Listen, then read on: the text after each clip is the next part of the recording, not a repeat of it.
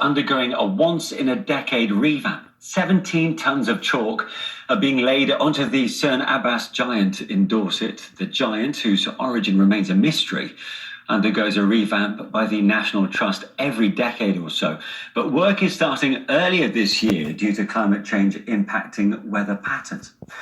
Right, well, let's speak to Scott Whelan, Visitor Operations and Experience Manager at the National Trust. Scott, very good afternoon to you. Thanks for joining us here on Sky News.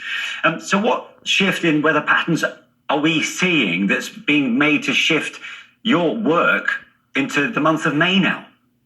Well, what we know is that climate change is here, climate change is with us. And it's hard to know what impact that really is having on the Cerne Abbas Giant. But what we are seeing is the drier summers and the wetter winters. And because of the way we look after the giant, the wetter winters, they can wash the chalk away. And it just makes it really hard to look after him. And then there's algae growth through the dampness as well. So it's just something that we need to keep an eye on. Normally we would chalk him in the autumn, but the last few times we've done that, we've had such torrential heavy rain pretty much the day after we finished the chalking, and we've had to come in and do repairs. So this time we chose to do it earlier in the year than we would do normally. So we chose May, hopefully it'll be a bit cooler. But what we found is we have ended up rechalking the giant during two of the hottest days in May on record, and it's been really cool in work. Yeah, I can imagine. In fact, are you on site there right now then? I am on site, yes. Just behind me, over my shoulder here, is the Cerne Abbas's hand holding his club. And you can see some volunteers in the background busy at work. Great work. We've only got a few more minutes. We won't go into hours, but how does moving the project late into spring, I mean, how confident are you that this shift in the calendar is going to make all the difference you need? Well, what we would hope is that by making this shift, the work that we finished doing now will hold up for longer than what it has done previously. So that's what we're really confident about. How it goes in the future, we'll have to keep an eye on. We'll have to keep watching it. It's a tough job doing the rechalking, so we don't want to have to do it more than is necessary, but we really do need to keep an eye on it and just making sure that we're looking after it so that it's here for everyone to enjoy, for all the visitors that come to see it, because it is such an iconic landmark, not just in Dorset, but for the country. And does that go with similar landmarks around the country? To be honest, I couldn't really talk for the impact that people are having, how they look after their own landmarks. Certainly, I think there's lots to be learned from how we look after the giant here, and I'm sure we'll all be looking at this closely, special landmarks for the future. Yeah, and I understand you're trialling a new technique this year with the mixture.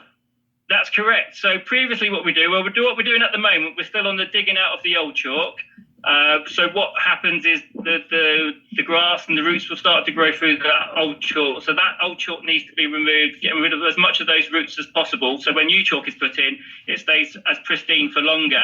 What we've had in the past, because of these wet seasons that we've had following the rechalking, normally we put dry chalk down and then put dry chalk on top of that and tampering it down. This year, our area ranger, what we'd like to do is trial a new method. We're actually pre-mixing that chalk with water so it goes in wet. Hopefully that will mean it will firm up quicker, and if we do get any rain, it will last for longer. Yeah, I know you've noted historically, say between the 11th and 17th century, for example, no lawnmowers around, grass would be overgrowing, and you wouldn't be able to see Cerne Abbas, right?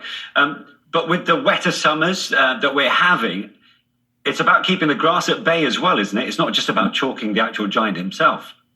Yeah, no, you're quite right. It is keeping the grass at bay. How we look after it throughout the year is that we graze the area around the giant with sheep twice a year. That keeps some of the grass back, though it does cause other problems because the sheep will come onto the giant and they'll do their business, which then also needs clearing up after that. So there's different methods that we have to look after it throughout the year to maintain its looking at its best.